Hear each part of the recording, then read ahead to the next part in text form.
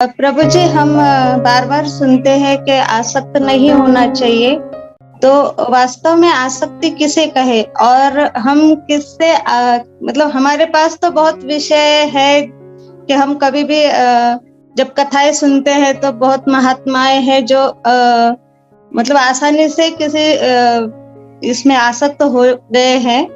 तो अभी हमारे पास तो बहुत ऐसे साधन है कि हम आसक्त हो सकते हैं और हम उसे समझ भी नहीं सकते। तो ऐसे में हम आसक्ति को कैसे समझे, फिर हमारे हो रहे हैं या नहीं हो रहे? ठीक है। सबसे पहली बात यह है कि योग्य आसक्ति होनी चाहिए जीवन में, क्योंकि जहां पर भी योग्य आसक्ति है वहां पर मन लगेगा।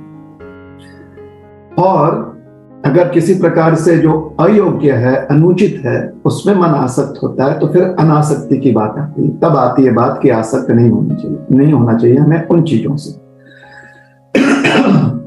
तो दो चीज है ना यहाँ पर कि जो योग्य है उससे हम आसक्त हो जाए, और जो अनुचित है, जो अयोग्य है, उससे हम अनासक्त हो जाएं या उससे आसक्ति त्याग दें।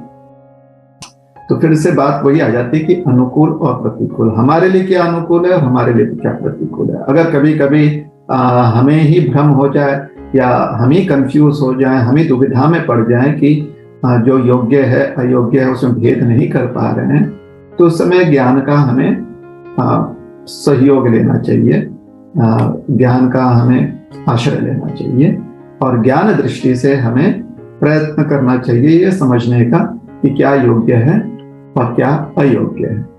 अब बड़े बड़े महात्माओं की कथाओं से हमें यही ज्ञान प्राप्त होता है कि कभी कभी महात्माओं के जीवन में ऐसे परिस्थितियां आती हैं जो उनके लिए योग्य होते हैं और हमारे लिए भी योग्य हैं, तो उससे हम प्रेरणा लेते हैं और उन चीजों को हम अपनाते हैं। उसी प्रकार से महात्माओं के जीवन में कभी कभी बहुत बाधाएं आती हैं या उनके जीवन में कुछ अनुचित कार्य हो जाते हैं, और उससे हमें यह सीखने को मिलता है कि हमारे लिए भी वो अनुचित हो सकते हैं, इसलिए हमें उन कार्यों से दूर रहना चाहिए या उन चीजों से हमें आसक्ति नहीं रखनी चाहिए। दूसरों के जीवन में उसका परिणाम कैसे होता है उसको लेकर हमें चर्चा नहीं करनी चाहिए। ऐसे चर्चा को ग्राम वार्ता कहते हैं, ऐसे चर्चा को व्यर्थ कहा जाता है, जहां पर हम यह चर्चा करते हैं कि दूसरों के जीवन में देखो जी ऐसा हो गया और दूसरे ऐसे हैं वैसे हैं।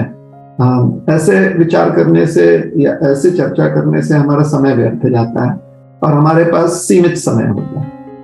हमारे पास समय जन्म से लेकर मृत्यु का ही समय होता है, इसलिए हमारे समय को ऐसे व्यर्थ वार्ता में, ऐसे व्यर्थ चर्चा में नहीं लगाना चाहिए।